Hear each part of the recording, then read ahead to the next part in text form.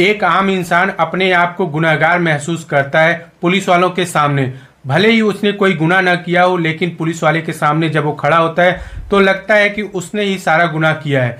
एक किसान के बेटे को पुलिस की कंप्लेन सीएम पोर्टल पर करना इतना भारी पड़ गया कि शायद उस गुनाह की सजा वो जिंदगी भर नहीं भूलेगा। आज की सच्ची कहानी शुरू होती है उत्तर प्रदेश के मथुरा के गोवर्धन थाना क्षेत्र की अडिग चौकी पर तैनात सब इंस्पेक्टर कपिल नागर की। बात शुरू होती है 26 जुलाई 2025 को। पूरा मामला गोवर्धन थाना क्षेत्र के माधुरी कुंड निवासी प्रहलाद सिंह से जुड़ा हुआ है।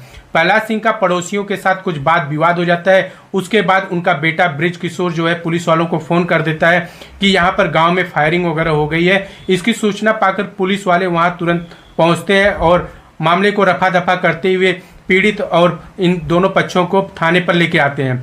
इसके बाद उनका बेटा जो है पुलिस वालों के सामने गुहार लगाता है कि उनको छोड़ दिया जाए, लेकिन पुलिस वाले कहते हैं कि तुम्हें 20,000 रुपये देने पड़ेंगे रिश्वत के तौर पर, तभी तुम लोगों को छोड़ा जाएगा, नहीं तो तुम्हारे ऊपर कई धाराएं लगाकर तुम लोगों को जेल में डाल दिया जाएगा।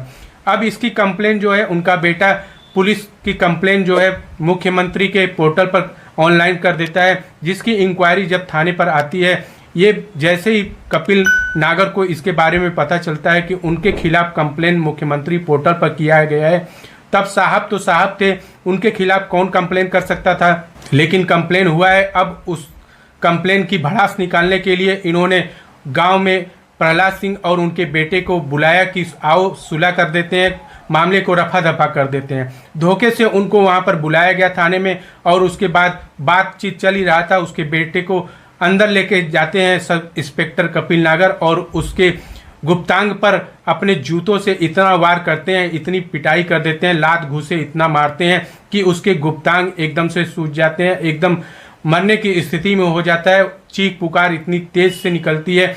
उसका पिता प्रहलाद सिंह जो है बाहर विचलित हो जाता है अपने बेटे की चीख पुकार सुनते हुए, लेकिन वो थाने में कुछ नहीं कर पाता और लाचार होकर वहां पड़ा रहता है। कुछ ही समय बाद बेटा ब्रिज किशोर जो है लड़खड़ाते हुए कदमों से चीखते हुए बाहर निकलता है और पुलिस वाले उसको गाड़ी में लाद कर हॉस्पिटल में ले जाके भर्ती कर देते हैं।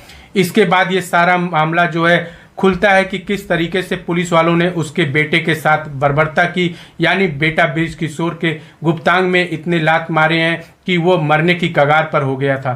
किसी तरीके से उसकी जान तो बच गई, लेकिन जिंदगी भर शायद वो इस ऐसी गलती कभी करेगा नहीं कि किसी पुलिस वाले की कंप्लेन जो है पोर्टल पर या ऑनलाइन या किसी जगह पर वो पुलिस वालों की कंप्लेन करे।